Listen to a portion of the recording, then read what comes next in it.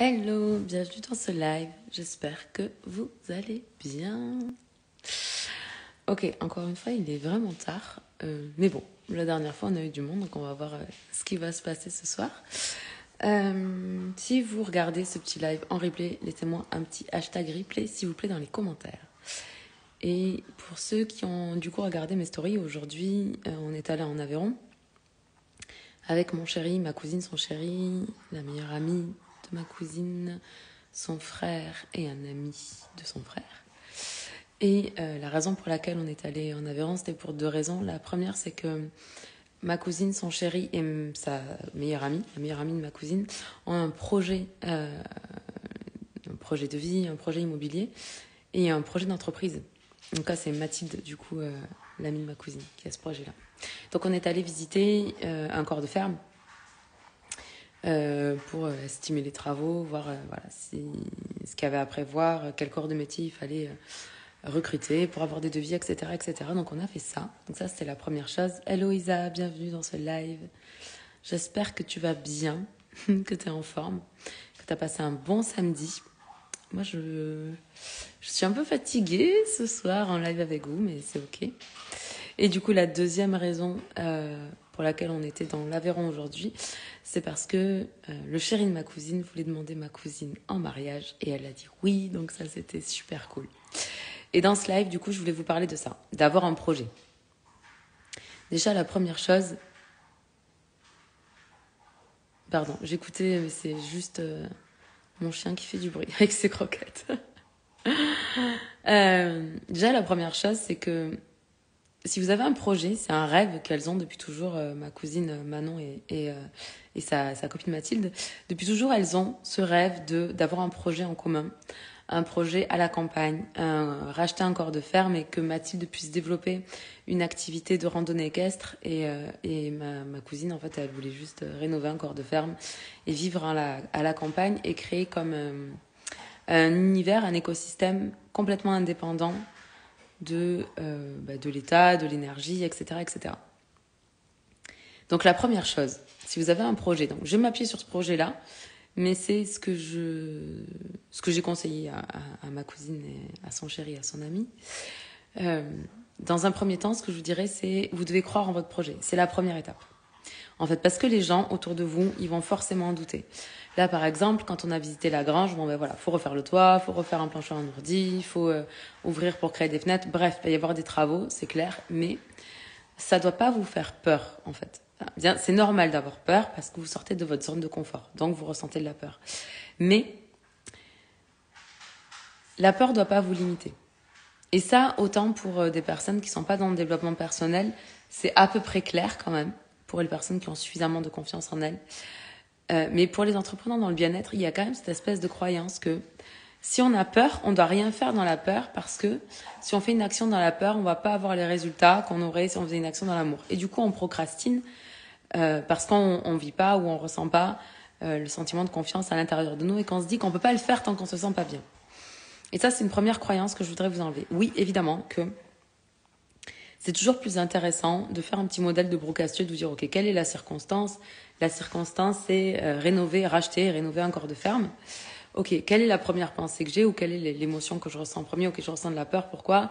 Parce que la pensée que j'ai, c'est, ok, si ça marche pas, si je suis pas capable, si j'y arrive pas, c'est un gros projet, bla bla bla bla bla. Ok, vous ressentez de la peur. Donc, l'action que vous allez faire, très probablement, c'est que vous allez temporiser le truc. Donc, procrastiner. Pas prendre de décision, remettre à plus tard, remettre à demain. Et en fait, si vous faites ça, souvent, c'est parce qu'il y a une difficulté à croire dans votre projet. Hello Hélène, j'imagine. Bienvenue dans ce live.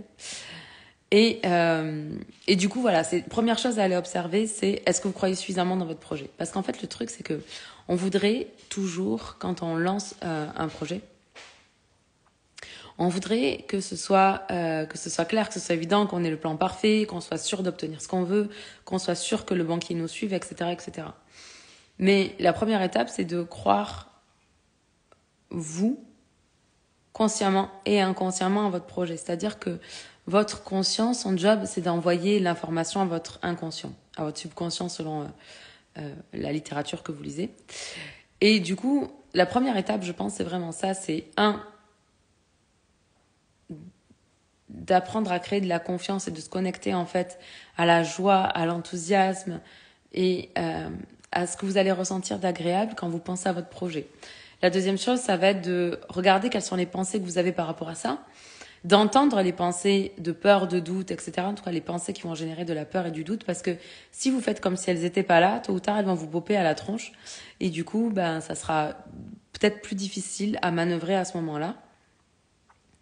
Et ensuite, ça va être de convaincre votre inconscient que c'est possible et que vous allez y arriver. Et ça, pour convaincre votre inconscient, il va falloir lui montrer des preuves que c'est possible, qu'il y a d'autres personnes qui l'ont fait avant vous. Et il va falloir clarifier votre projet. Ça, c'est très important. C'est-à-dire que dans leur cas, à eux, le bien qu'ils veulent acheter à un coût, aujourd'hui, il y a tout à refaire dedans. Donc, il faut rajouter les travaux, il faut payer les prestataires qui vont intervenir, etc., etc. Et du coup, ça fait une enveloppe globale. Et cette enveloppe globale, il faut qu'elle rentre dans leur budget. Donc, la première étape, c'est de mettre de la clarté sur la faisabilité ou pas du projet. La deuxième étape, ça va être de créer un plan d'action pour soi, pour assurer justement votre cerveau, prouver que, ok, là, tu as l'impression que tu peux pas y arriver parce qu'il y a tellement de trucs à faire, mais en fait, dans un premier temps, on va faire ça, dans un deuxième temps, on va faire ça, il va se passer ça, etc., etc. Et ensuite, ça va être, dans leur cas, d'aller convaincre le banquier. Et pour ça, le banquier, quand vous devez demander à un banquier de financer un projet, il faut qu'il ait d'abord les chiffres. C'est-à-dire que c'est pas la peine de lui parler de votre projet, de votre activité, de ce que vous voulez. Lui, il veut s'assurer que votre projet est rentable pour vous prêter l'argent, pour être sûr d'être remboursé. Donc ça, c'est la première chose que je vous dirais. Et une fois que vous avez présenté les chiffres, la deuxième chose, ça va être de présenter le projet. Donc ça, c'est pour la première étape.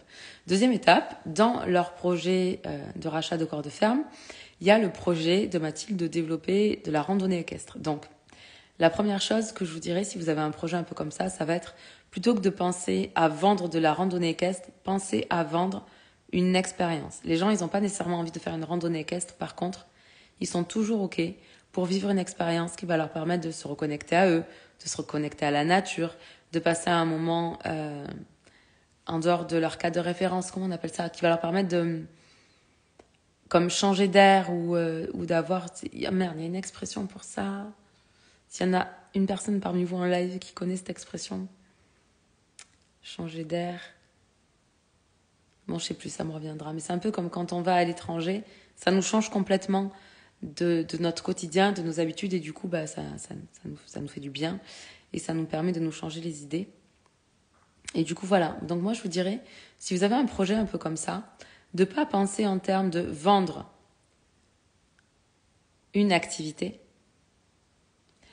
mais plutôt de penser à vendre une expérience aux gens, de leur faire vivre quelque chose qui soit en dehors de ce qu'ils ont l'habitude de vivre la plupart du temps, et de leur permettre de se reconnecter s'ils viennent à plusieurs, entre amis, dans un couple, en famille, et de vivre des moments, des souvenirs, parce qu'au final, ce qui crée du lien, ce qui fait qu'on se sent bien avec les gens qu'on aime, c'est les souvenirs qu'on crée. Ce qui fait que on peut considérer que notre expérience, que notre vie est heureuse, c'est la somme des souvenirs agréables qu'on a avec les gens. Donc du coup, vous pouvez proposer un projet comme ça où vous allez aider les gens à créer des souvenirs. Et ça veut dire quoi, faire vivre une expérience? Ça peut vouloir dire effectivement aller faire une randonnée équestre, mais rentrer et proposer un massage aux gens, proposer qu'il y ait une photographe pour prendre des photos, pour que les gens puissent repartir avec quelques photos de leur week-end, etc., etc. Donc ça va être ça. Et ça, c'est pareil. Si je devais monter ce projet-là, si c'était mon projet, la première chose que je ferais, c'est d'aller voir les gens qui font de la randonnée équestre, d'aller en voir au moins 3, de discuter avec eux, et puis de comprendre que pardon, de comprendre que quand vous allez discuter avec les gens qui ont pas envie de discuter de leur activité, de leur projet, des trucs comme ça, en général, c'est que ça marche pas vraiment. Donc, vous n'avez pas envie d'avoir la vision de ces gens-là. S'ils ont envie de partager avec vous, il va falloir entendre leur réalité, mais pas projeter la réalité sur vous parce que vous êtes une personne qui est différente, mais entendre les difficultés et vous demander comment vous les géreriez. Et vous n'êtes pas là pour donner des conseils aux autres personnes, vous êtes juste là pour écouter ce que eux ont à dire de l'expérience que eux ils vivent dans leur projet d'entrepreneuriat. Donc ça serait la première chose. Deuxième chose, Si les personnes sont hyper ouvertes et hyper enthousiastes, c'est que leur activité, elle fonctionne. Donc là, ça va être intéressant de leur demander, OK, comment ils ont fait? Par quoi ils ont commencé? Ça a été quoi les premières étapes? Ça a été quoi les grosses galères? Ça a été quoi les plus grosses réussites? Enfin bref, poser toutes ces questions, faire une petite interview pour récolter un maximum de data.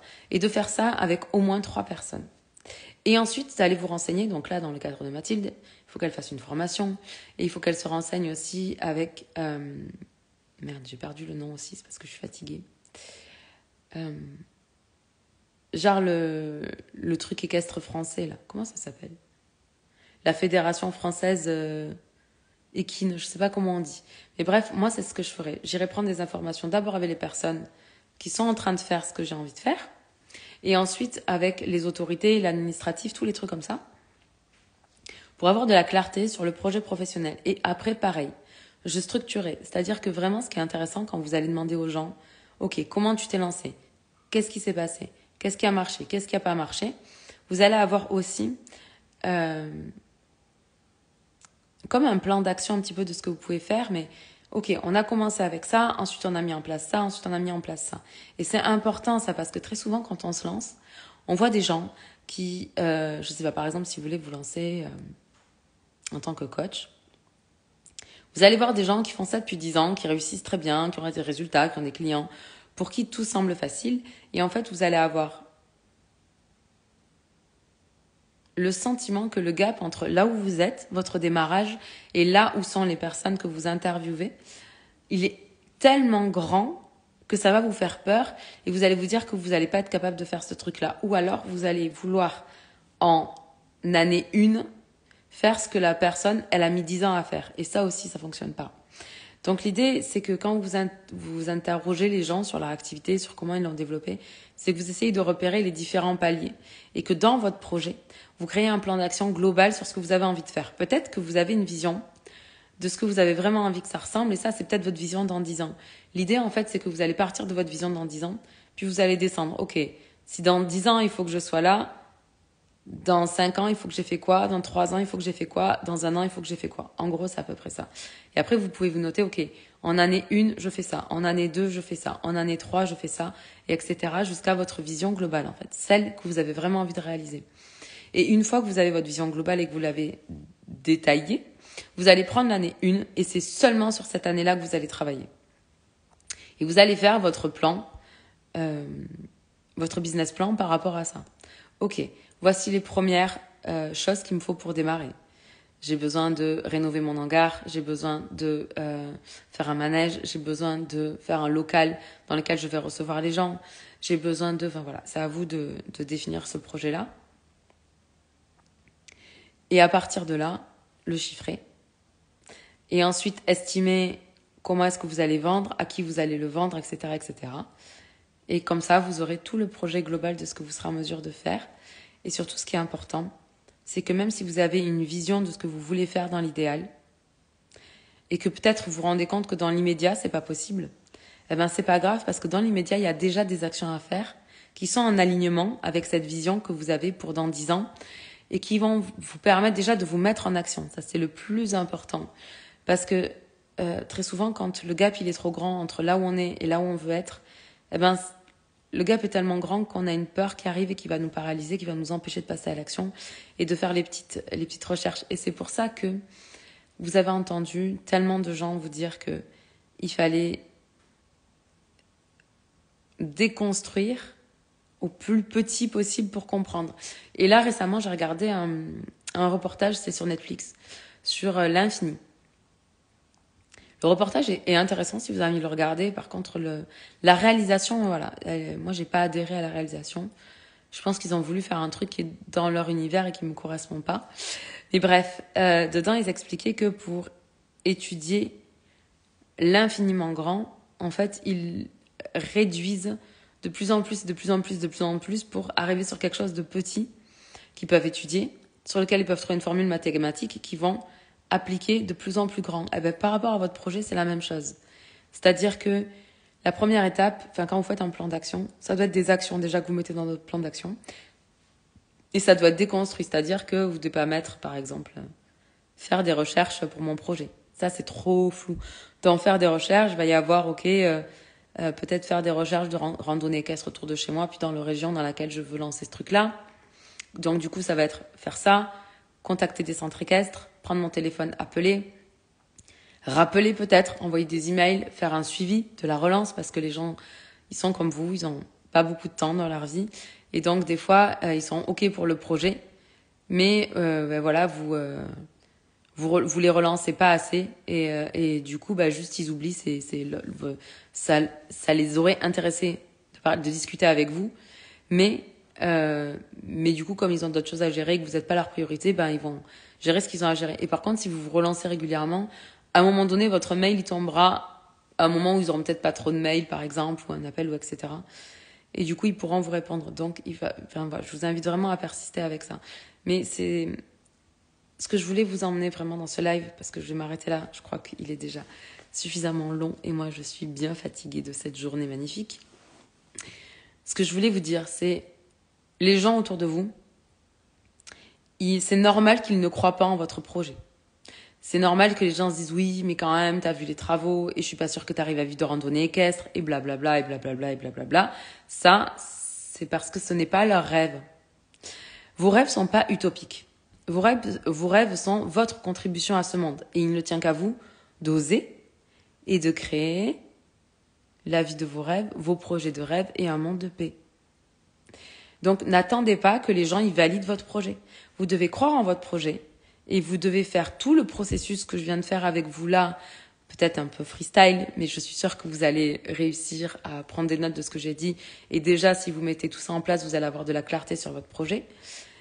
Et ça, c'est votre job, en fait. Les gens qui vous soutiennent, c'est cool, ils vous soutiennent, tant mieux. Et ceux qui vous soutiennent pas, franchement, pour l'instant, laissez-les de côté. Et concentrez-vous sur vous, sur votre projet. Concentrez-vous sur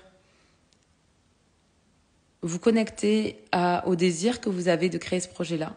Vous connectez à votre capacité à réaliser ce projet-là pour ressentir la confiance à l'intérieur de vous. Allez regarder si vous avez des pensées qui vous font ressentir de la peur. Quelles sont ces pensées? Ne les mettez pas sous le tapis.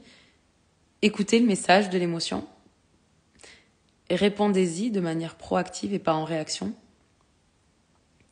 Ensuite, faites en sorte que votre projet soit tellement clair dans votre tête, dans votre conscient, et qu'il génère énormément de sentiments agréables quand vous y pensez, pour que ça imprime ce projet dans votre subconscient. Et enfin, quand vous parlez de votre projet, allez-y avec l'enthousiasme, avec la joie, avec le fait que ce truc-là, vous allez le mettre en place et le réaliser. Voilà pour mes conseils de ce soir. J'espère que ça vous aidera. En tout cas, moi, je crois très fort à leur projet. Hey, Olfa! Comment tu vas, ma belle Olfa? Décidément, je te vois tard dans les lives. À chaque fois, mais tu arrives trop tard, je vais clôturer ce live, donc tu pourras le regarder en replay. J'espère que tu vas bien. Voilà, j'espère que vous allez tous très très bien. Je vous aime, je vous embrasse. On se parle demain. Ciao!